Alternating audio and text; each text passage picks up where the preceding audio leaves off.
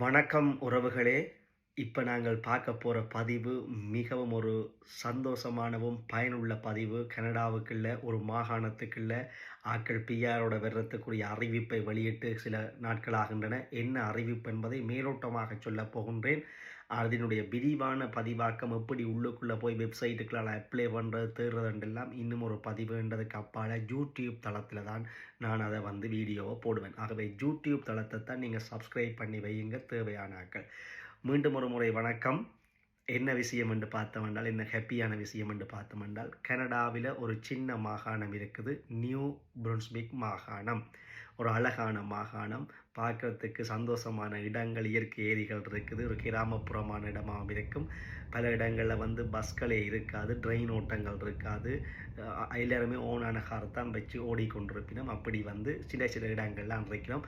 பெரும்பாலும் வயல் என்ன அந்த தோட்ட பகுதிகள், விவசாய பகுதிகள், வெவ்வேறு குராப்ஸ் சீசனல் குராப்ஸ் செய்கிற இடங்கள், பல்வேறு தொழிற்சாலைகள், பண்ணைகள், வெவ்வேறு இடங்கள் இருக்குது. ஆனால் சனத்தொகை குறைவு.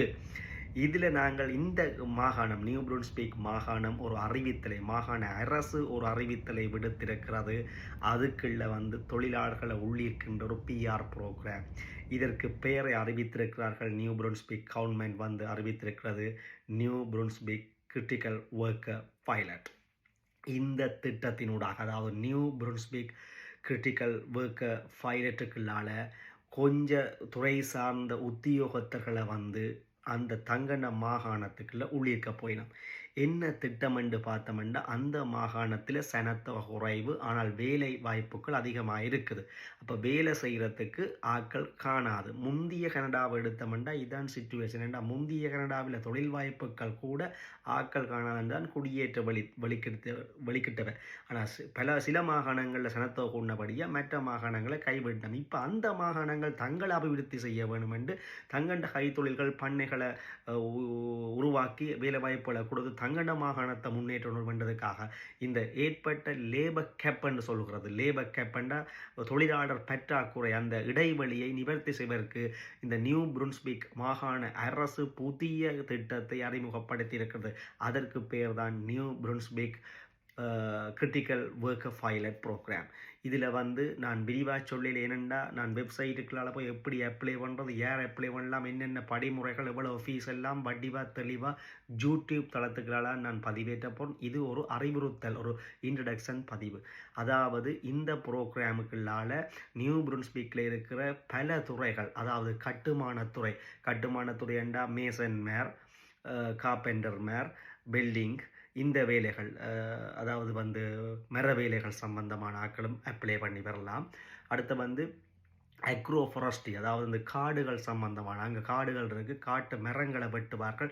அதை அது தூக்கி கொண்டு வாரது, கிரேனை இயக்கி அதை அடுக்கிறது, டிரான்ஸ்போர்ட் பண்ணுறது, டிரைவர்ஸ், ஹெவி வெஹிக்கிள் டிரைவர்ஸ், இப்படியான ஃபாரஸ்ட்ரி சம்பந்தமான ஒர்க். அடுத்து கட்டுமானத்துறை சொல்லி போட்டேன். அடுத்தது அக்ரிகல்ச்சர் ஒர்க்னு சொல்லிக்கல ஒன்று பெரிய பண்ணைகள் இருக்குது. அங்கே பெரிய பெரிய சீசனல் க்ராப் பண்ணைகள் இருக்குது. அந்த பண்ணைகளுக்கு ஆட்கள் தேவை. அந்த பண்ணைகளை பராமரிக்கிறதுக்கு, லேபர் தொழிலுக்கு தொழிலாளிகள், அதை இடம் மாற்றுறது, பண்ணையை சந்தைப்படுத்துறதுக்கு, இதுக்கு தேவை. மற்ற பால் பண்ணைகள், இப்படி கணக்கு இருக்குது. நான் நேரடியாக போய் அந்த மாகாணத்தை விசிட் பண்ணினால், அந்த மாகாணத்துக்குள்ளே நீங்கள் ஊடுருவி போனால் எல்லாமே பண்ணைகள், நல்ல இயற்கையான ஒரு மாகாணம். அதை விட என்ன வேறு வேலை என்று பார்த்தோம்னா ஒன்று சொல்லிட்டேன், அக்ரோ ஃபாரஸ்ட்ரி, கன்ஸ்ட்ரக்ட், இந்த கட்டுமான துறைகள். அடுத்து அக்ரிகல்ச்சர் ஃபீல்ட். அதை விட ஹெல்த் கேர் ஒர்க்கர்ஸ் கேட்டிருக்கணும். அதை விட வேறு துறைகள், சின்ன சின்ன துறைகள், அதாவது ரெஸ்டாரண்ட் ஃபீல்டு, குக்கர்ஸ், வெயிட்டர்ஸ், இப்படியான மற்றது அந்த உணவை பதப்படுத்துகிற கம்பெனிகள், அவைகளுக்கு ஆட்கள் பற்றாக்குறை, லேபர் கேப்பை நிவர்த்தி செய்கிறதுக்காக பிஆரோடு எடுக்க போயினோம். இது நாங்கள் வளமை மாதிரி கனடா கவர்மெண்ட்டுக்குள்ளால் அப்ளை பண்ணி வாரது வேறு. இது மாகாணத்தினுடைய, நியூ புருன்ஸ்விக்கினுடைய மாகாண அரசு விடுக்கப்பட்ட அறிவித்தல். அதுக்குள்ளே போய் உள்ளுக்குள்ளே மெல்லமாக பார்த்தோம்னா கணக்க விஷயங்கள் இருக்குது. நான் பதிவை நீட்ட விரும்பல. இது இன்ட்ரடக்ஷன் இப்படி ஒன்று அறிமுகப்படுத்தப்பட்டிருக்கின்றது. எங்களோட தமிழாக்களுக்கு தெரியுமோ தெரியாது, அதுக்காகத்தான் சொல்கிறதுக்கு இதுக்கு வந்து நான் இப்படி பல வேலைகள் இருக்குது. பட் மீன்பிடிக்கும் இருக்குது, மீன்பிடி துறைக்கும் இருக்குது, கணக்கு கட்டுரைக்கு நம்ம லேபர் ஷார்ட்டேஜ் இதுன்றதுக்காக. அப்போ அவையில் போய் இந்த மாகாண கவர்மெண்ட்டுக்குள்ளே உள்ளுக்குள்ளே போய் தாங்கள் ஒவ்வொரு ஸ்டெப் பை ஸ்டெப்பாக பார்க்கல தாங்கள் எலிஜிபிள் தானா என்று அறிந்தால் அவர்கள் உங்களை ஒரு நீங்கள் நிறுவனங்களும் இருக்குது, எந்தெந்த ஒர்க்கர்ஸ் எந்தெந்த ஆட்கள் தொழில் வழங்குனர்களும் அங்கே இருக்குது, அதையும் போய் பார்க்கலாம். இப்படி பார்க்குறேன்னு சொல்ல போகிறேன், இப்படி அப்ளை பண்ணுறதெல்லாம் விரிவாக யூடியூப்புக்குள்ளால் சொல்ல போகிறேன். அப்போ அங்கே போய் அந்த கவர்மெண்ட் வெப்சைட்டுக்குள்ளே போய் அப்ளை பண்ணினால் அவருக்கு ஓகே நீங்கள் வாங்கடாப்பா எங்களுக்கு தேவைதான் இந்த மாகாணத்துக்கு கேட்டு தந்திச்சினம் என்றால் அதை பிஆருக்கு நீங்கள் எலிஜிபிள்னு தந்தால் நீங்கள் அந்த பிஆருக்கு எலிஜிபிள் அந்த மாகாண அரசு உங்களை அங்கீகரிச்சிட்டு இருந்தால் நீங்கள் அதை எடுத்துக்கொண்டே மத்திய அரசு ஃபெடரல் கவர்மெண்ட்டின் இதுக்கு வெப்சைட்டுக்குள்ளே போய் நீங்கள் பிஆருக்கு அப்ளை பண்ணுவீங்க சகல டாக்குமெண்ட்ஸையும் வச்சுக்கொண்டு. அப்போ அந்த கவர்மெண்ட் ப்ரோசஸ் பண்ணி போட்டு ஓகே உனக்கு அங்கே நாங்கள் வேலைக்கு விடுறோம்ட்டு அவன் பிஆர் வந்தால் நாட்டில் இருந்து கொண்டே பிஆர் எடுத்துக்கொண்டு நீ உண்ட குடும்பம் உண்ட குழந்தை குட்டி எல்லாம் அந்த மாகாணத்துக்கே வருவீங்க. அந்த மாகாணத்துக்கு வந்து அந்த மாகாண அரசு எல்லாத்தையும் கவனிக்கும். உன்னை எங்கே இருக்கிறது, உன்னை வேலைத்தளத்துக்கு பக்கத்திலேயே குடியமர்த்துற வேலை, உன்னை பராமரிக்கிற வேலைகள் எல்லாம், ஹெல்த் கேர் சிஸ்டங்கள், வைத்தியசாலை செலவுகள் எல்லாம் அவனே கவனிப்பான். அதாவது முந்தி எப்படி ஆக்கள் வந்துச்சினமோ அப்படி. ஏன் இந்த திட்டத்தை அந்த அரசாங்கம் அறிமுகப்படுத்துகின்ற தன் மாகாணத்தை வளப்படுத்துறதுக்காக. ஆகவே இது யார் யார் பொருத்தமண்ட கணக்கு ஐஎல்டிஎஸ் ஒன்றும் தேவையில்லை.